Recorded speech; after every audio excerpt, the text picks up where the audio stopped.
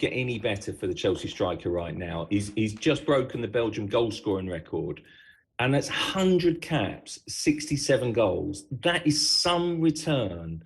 That's better than 2/3, if you think about it, scoring goals for his country at international level. He is evolving. He's developing as such a good player, such an incredible talent. I think we've seen glimpses already of him at Chelsea, the new Lukaku, if you like, the way he destroyed Arsenal. And he's just going to, I think, be such a force in the Premier League this season. But he looks a different player. He looks reinvigorated. I think he looks re-energised with his time from Belgium, but also, much more importantly, perhaps, his stint at Inter as well under Conte. Yeah, I know you're going to talk about Ronaldo in a moment, but we take a look at that strike rate there, Andy.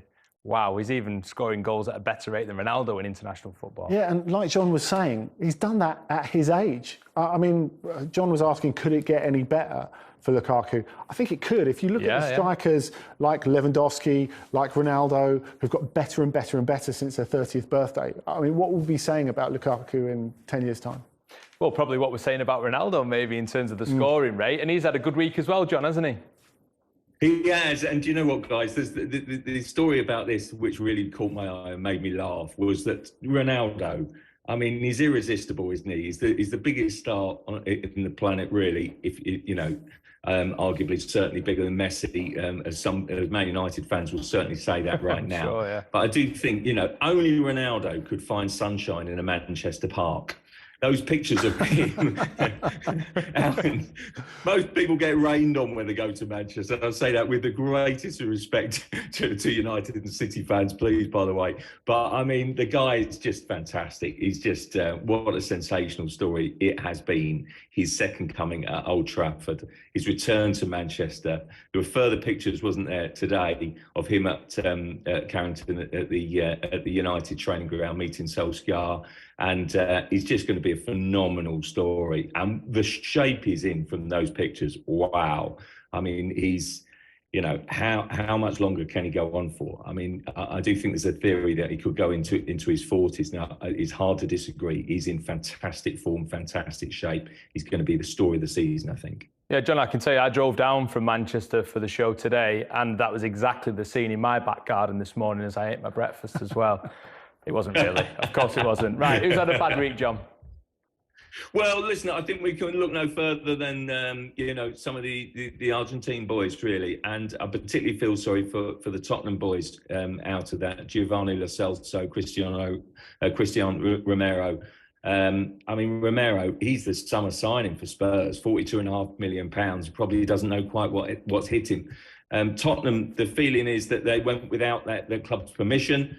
They got caught up and dragged off the pitch, and now they're having to come home and self-isolate and train while in Croatia. I mean, it was farcical scenes really embarrassing for everyone concerned, and certainly hasn't pleased Tottenham, and they've taken some strong action, but they're hoping to get back as soon as possible, of course. I'm interested in your take on this, John, because especially for Romero, it's difficult. He's got a huge price tag, trying to prove himself in a new league, at a new club. There's been the sense that there's going to be a frosty reception for them when they come back to the training ground. I think this is pretty harsh. You sign South American players, you know they're going to walk over hot coals to go and play for their country. Andy, I couldn't agree more with you.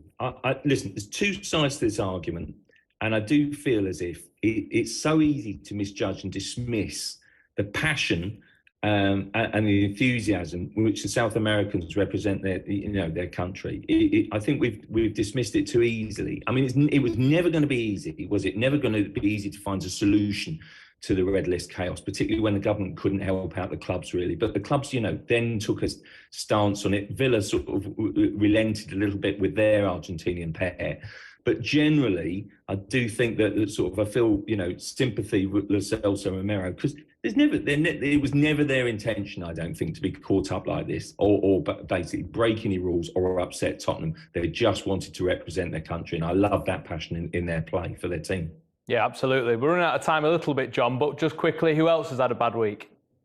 Hey, Donny van der Beek, he can't catch a break, this guy. He was such a good player at Ajax. It's just not worked for him at Manchester United, has it? He's not really played regularly for United at all since he's been there, and he's now out of the Dutch team to such an extent then that Dutch legend Marco van Basten has piled in saying Van der Beek is not that good. As a number 10 at Ajax, it's much easier than as a number 10 in Spain or England.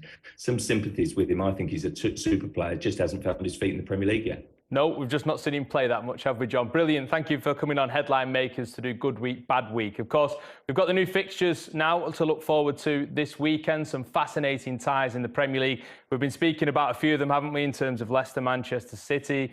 Of course, Crystal Palace, Tottenham kicks us off as well with Patrick Vieira there. And Manchester United, Newcastle with Cristiano Ronaldo's return to the Premier League. Andy, which game are you looking forward to the most quickly? Oh, it's got to be United versus United, doesn't it, in Manchester? I think everyone's excited to see Cristiano Ronaldo having a go. And there will be goals, whatever happens. There are questions maybe about the fit, just like there were at Juventus, but we know he's going to score. And it's the player that United need, I think. Yeah, it'll be very interesting indeed to see how Cristiano Ronaldo gets on back at Old Trafford and see if the sunshine continues in Manchester as well.